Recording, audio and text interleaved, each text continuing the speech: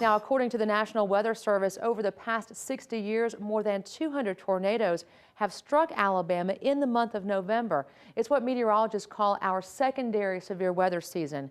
WVUA's Daniel Sparkman explains why it can be just as dangerous as the primary season. Alabama is really the only state that I know of that really has two distinct tornado seasons. There is the traditional March to May severe weather season, but there is also a secondary season from November to early December.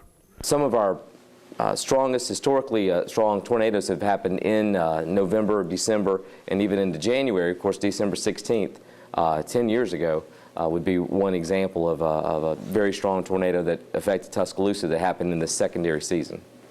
WVUA Chief Meteorologist John Mason says location plays a part in the reason why Alabama has two severe weather seasons. We're tapping into the warm Gulf moisture that we're close to, and we're able that's able to feed into the area and interact with cold fronts. And essentially, like we dealt with last night, the passage of a cold front, the warm front lifting up, getting in the warm sector, and then, of course, with any situation like that, kind of all bets are off until the front goes through. Most people think of tornadoes occurring during the heat of the day, but like we saw Monday, sometimes they hit in the middle of the night.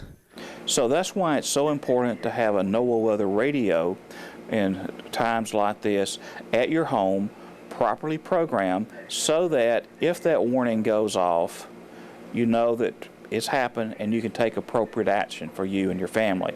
Mason says recent statistics show over the past 10 years, Alabama has seen stronger storms in the secondary season than in the traditional spring season. In Tuscaloosa, Daniel Sparkman, WVUA News. Tomorrow, the National Weather Service will survey damage in several areas of Alabama.